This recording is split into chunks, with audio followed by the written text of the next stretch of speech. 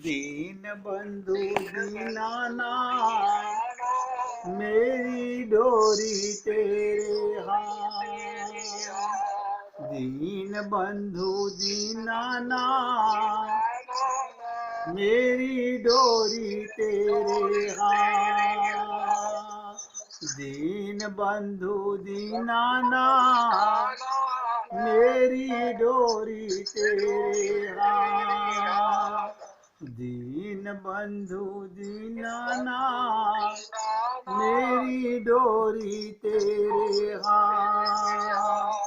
दीन बंधु दीनानाथ मेरी डोरी तेरे हाथ।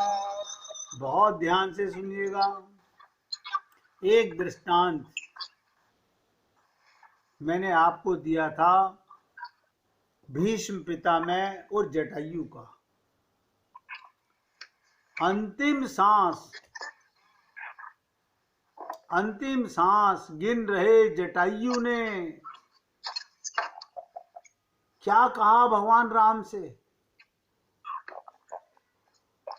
मुझे पता था कि मैं रावण से नहीं जीत सकता। आप और हम सब भी इस माया से नहीं विजय प्राप्त कर सकते, नहीं विजय प्राप्त कर सकते। कितना भी प्रयत्न करें हम इस पे विजय प्राप्त नहीं कर सकते। लेकिन फिर भी मैं लड़ा।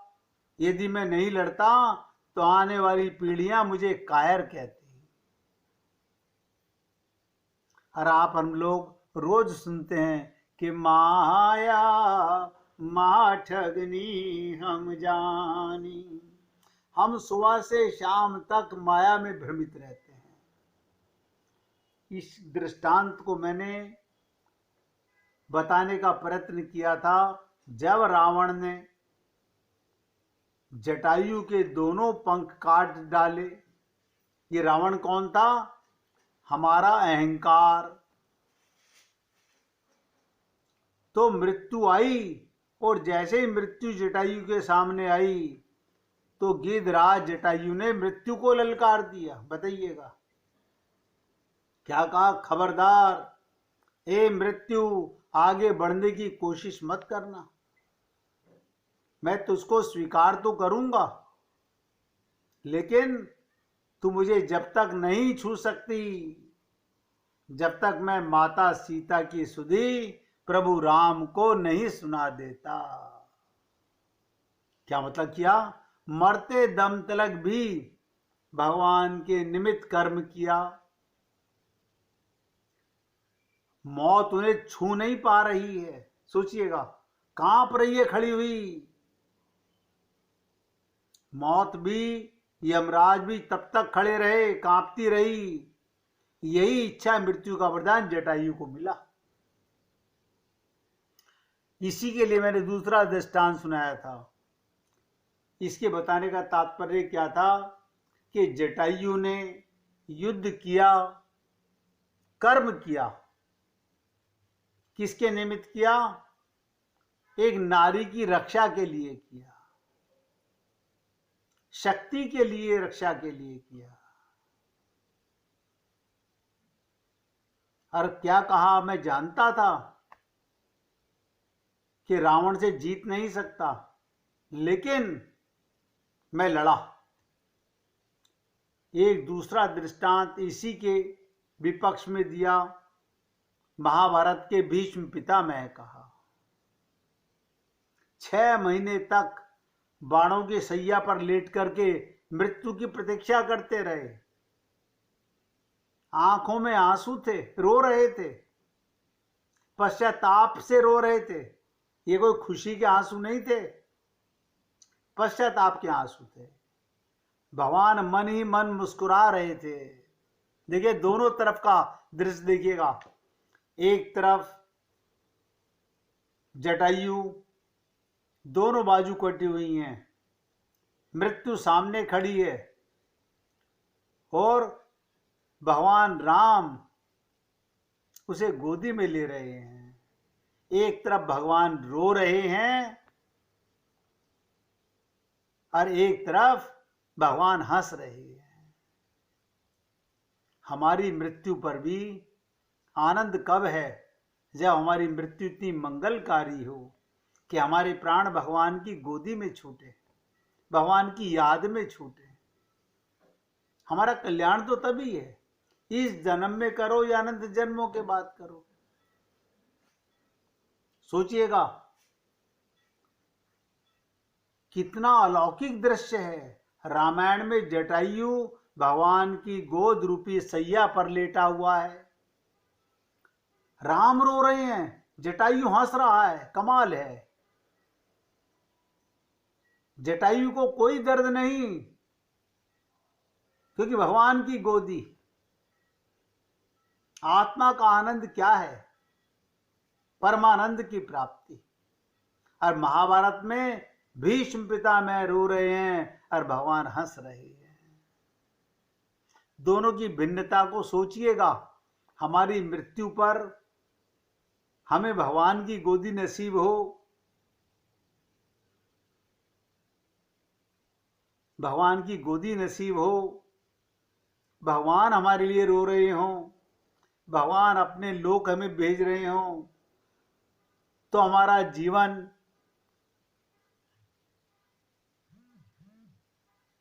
सफल हुआ या हम विफल हुए। अब तक की विफलता मत सोचो।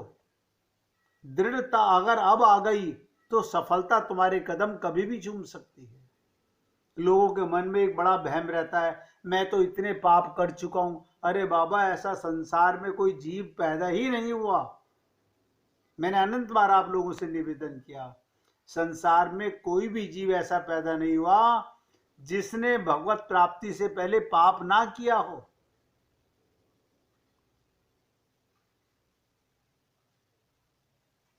अब ध्यान से सुनिएगा।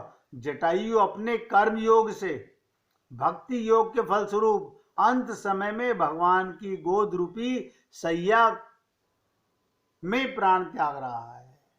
दो बात बता रहा हूं मैं आपको, कर्म योग और भक्ति योग। प्रत्येक जीव कर्म करता है। हमारा मन ये जो विचार करता है, हम जो भी कर्म करते हैं वो कर्म योग है। अब आप ध्यान से समझिएगा, कल की बात को और एक्सप्लेन कर रहा हूं। कल भी इस दृष्टांत को सुनाते हुए मुझे बहुत गहरी सुगंध कल भी आ रही थी। मैंने कल नहीं कहा, कल फूलों की सुगंध थी भगवान के इस दृष्टांत को सुनाते हुए। आज मुझे जैसे धूप की सुगंध होती है वो महक रही है अंदर। ये प्रभु की लीला ही है। यानी कर्म तो प्रत्येक जीव करेगा, करेगा। अकर्मा कोई नहीं रह सकता। आप और हम लोग सुबह से क्या कर रहे हैं? कुछ नहीं, कोई हो ही नहीं सकता कि आप कुछ ना कर रहे हो। आपका मन टिक टिक टिक टिक चलता रहता है। बस ये सोचिएगा वो क्या कर्म कर रहा था। भगवान के जाप कर रहा था, भगवान के निमित्त सेवा कर रहा था। यही कर्म और योग। योग ध्यान से सुनो, अगर आप शरीर के संबंध मान करके कर्म कर रहे हो तो योग माया से हो रहा है। यह बहुत ध्यान से समझने का विषय है।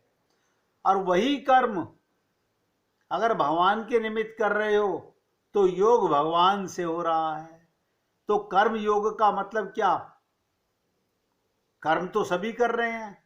एक व्यक्ति कर्म कर रहा है भगवान के निमित्त, वो उसका योग भगवान से हो रहा है। एक व्यक्ति कह रहा है मैं अपनी दुकान चला रहा हूं, अपना व्यापार कर रहा हूं, अपने परिवार के लिए कर रहा हूं, कर्म वो भी कर रहा है, लेकिन उसका योग किससे हो रहा है? माया से हो रहा है। उसे संसार नसीब होगा, उसे भगवान नसीब नहीं हो सकते। कर्म सबको करना है और भक्ति योग कर्म करते रहो उसके निमित्त, यही भक्ति योग है। भगवान श्री कृष्ण ने गीता में कहा, कर्मण्येवाधिकारस्ते मा फलेषु कदाचन।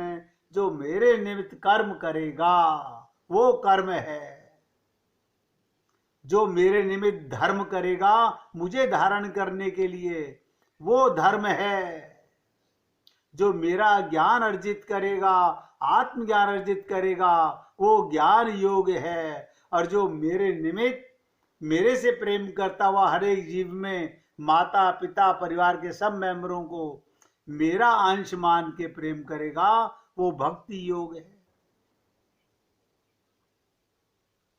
आप सोचिए, एक पक्षी जटायु गीध कितना निकृष्ट माना जाता है, वो कर्म योग भक्ति योग के माध्यम से अंत समय में भगवान की गोदी रूपी सैया पे प्राण त्यागता है। हमसे लोग पूछते हैं क्या ममता करना पाप है? हम कहते हैं बिल्कुल पाप नहीं है। क्या मोह करना पाप है? बिल्कुल पाप नहीं है। क्या आसक्ति पाप है? बिल्कुल पाप नहीं है। बोले फिर पाप है क्या? ध्यान दीजिएगा, आपका मोह जिससे है उसे भगवान का अंश मान के मोह करते हो तो मोह भगवान से हो गया। माता से मोह कर रहे हो, माता में परमात्मा का अंश मानते हो, मेरी राधा है, मेरी लक्ष्मी है, मेरी सीता है, ये हो गया मोह, ये मोह भगवान से हो गया। लेकिन हम त्रुटि क्या करते हैं? हम मिट्टी का रिश्ता मान के प्रेम करते हैं। हमारा मोह शरीर माध्यम होता है, जड़ माध्यम होता है, मिट्टी माध्यम होता है, ये त्रुटि है। देखिएगा, एक ऊपर ले जाता है, एक नीचे गिराता है, दोनों का अंतर समझ लीजिएगा। तो कर्म योग भक्ति योग से जटायु को भगवान की गोदी रूपी सैया मिली और प्रभु राम की शरण में गया जटायु, और बाणों पर लेटा हुआ भीष्म पितामह रो रहे हैं। इतना बड़ा अंतर क्यों? उसको भी इच्छा मृत्यु का वरदान था, भीष्म पितामह को भी। राजा कभी नहीं बने, राजा कभी नहीं बने, लेकिन राज्य की पायों को पकड़ के बैठे रहे कि मेरा फर्ज तो इस वंश को बचाना है। आप बताइएगा, जिस वंश को बचाने के लिए भीष्म पितामह लड़े, क्या वो वंश बचा? ऐसा अंतर इसलिए, कारण देखिएगा, भरे दरबार में पितामह ने द्रौपदी की इज्जत को लूटते हुए देखा था, जबकि वो जानते थे कि कौरवों में कोई भी ऐसा योद्धा नहीं है जो मेरा मुकाबला कर सके, मुझसे युद्ध कर सके। फिर तुमने पाप होते हुए कैसे देखा? विरोध नहीं किया और मौन रह गए। अपनी प्रतिज्ञा प्यारी थी। और मैंने कल भी आपसे निवेदन किया था, सब नोट करिएगा, हमारे जीवन की प्रतिज्ञा क्या है। हम मां के गर्भ में भगवान से वादा करके आए थे कि हे नारायण, हे गोविंद, मैं प्रतिज्ञा करता हूं, मैं अब इस शरीर में आकर कुकर्म नहीं करूंगा, संसार में रहूंगा, परिवार में रहूंगा, सबकी सेवा करूंगा, लेकिन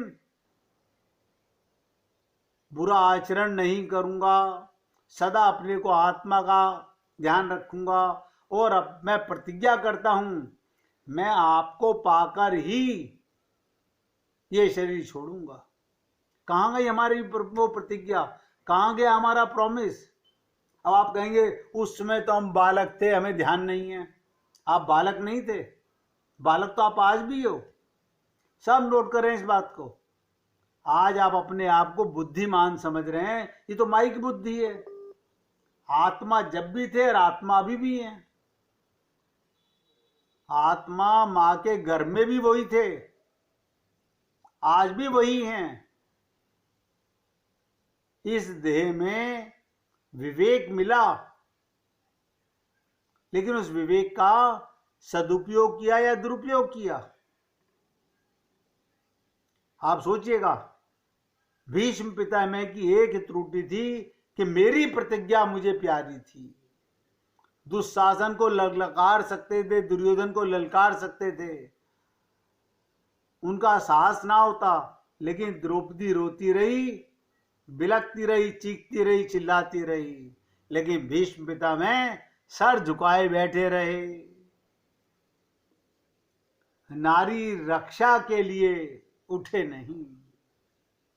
ऐसे बल का, ऐसी शक्ति का, ऐसी ताकत का क्या लाभ? अगर कोई भी व्यक्ति अपने घर परिवार में इस कारण से विरोध नहीं करता तो वो पाप ही करता है। आप देखिएगा इसका परिणाम कितना विचित्र निकला। इच्छा मृत्यु का वरदान पाने पर भी बाणों की सैया मिली। जटायु ने नारी रूपी सीता का सम्मान किया, अपने प्राणों की आहुति दे दी। मरते समय भगवान श्री राम की गोद रूपी सैया मिली। हमें क्या शिक्षा लेनी चाहिए? जो दूसरों के साथ गलत होते देखकर भी आंखें मूंद लेते हैं, उनकी गति भीष्म पितामह जैसी होती है। हमारी प्रतिज्ञा एक होनी चाहिए, इस देह में हरि मिलते हैं और सबको हरि से मिलाने की ओर उन्मुख करना। जो अपना परिणाम जानते हुए भी औरों के लिए संघर्ष करते हैं, उसका महात्मा जटायु जैसा कीर्तिवान जीवन गुजरता है। अब आप सोचिएगा,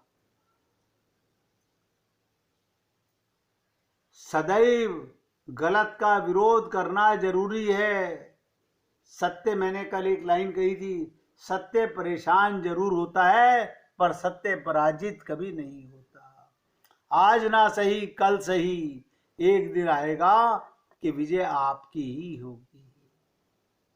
ये दो दृष्टांत मैंने कल आपको दिए थे और निवेदन किया था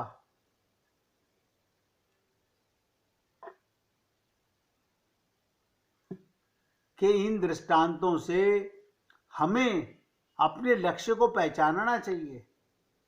अपने मन बुद्धि रूपी मंत्रा केकई को समझना चाहिए कि आत्मा रूपी भरत को भगवत राम प्रेम से, सीता से, माता पिता से मिलने से कैसे रह गया, जबकि गुरुओं ने कहा इस देह में हरि मिलत है और हमने हरि को नहीं पाया।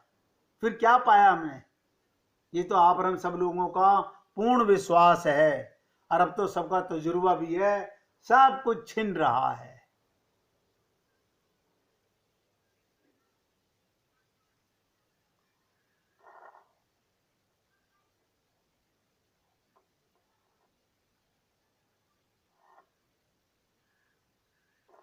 अब आप सोचिएगा, ये दो बातें कल आपको विशेष तौर से बताई गई थी। अगर आप इस पर थोड़ा सा अमल करेंगे, विचार करेंगे, तो एक लक्ष्य पर अवश्य पहुंच जाएंगे कि मुझे क्या करना चाहिए। ये जो कुछ पूजा पाठ अर्चना उपासना, ये तो सब अपने मन को समझाने वाली बातें हैं। मन को समझाने वाली बातें हैं। अरे सोचो, जिसके बस में भगवान हो, जिसके बस में भगवान हो जाएं, उसको संसार की क्या जरूरत और क्या डिमांड उसके लिए। और भगवान आपके हृदय में बैठे हुए हैं, लेकिन हमारा मन भ्रमित है, संसार में जो ब्रह्मांड के मालिक को ही प्राप्त कर लिया हो, सोचिएगा, जिसको हरि से प्रेम हो गया हो, प्यार हो गया हो, उसके लिए संसार क्यों चाहिए भला? जिसके बस में हीरे की खान का मालिक हो, ध्यान से सुनो, वही उसका यार हो, दोस्त बन जाए, वो कोहिनूर को क्या सोचेगा भला? वो तो भला मूर्ख ही होगा जो संसार मांगेगा। भगवान के प्राप्ति के बाद भी कभी सोचिएगा, उसके बस में तो अनंत कोटि ब्रह्मांड नायक है। क्योंकि भगवान कहते हैं अहम भक्त पराधीना, जो मुझसे प्रेम करता है मैं उसके पीछे पीछे चलता हूं। फिर किसी कमी किस चीज की? मांगते तो भिखारी लोग हैं, और जो काबिल नहीं किसी चीज के, उनको प्राप्त करके केवल उनको रिझाओ केवल, फिर देखो कमाल, माला माल हो जाओगे। भगवान कुछ नहीं चाहते, भगवान तो केवल आपके भाव के भूखे हैं। अब कितना भाव आपके पास है, कितना आप भाव भगवान के लिए अर्पित करते हो, कैसे भगवान से प्रेम करते हो, उसके लिए 1 मिनट कीर्तन कीजिए, फिर आगे बढ़ते हैं। श्री कृष्ण गोविंद हरे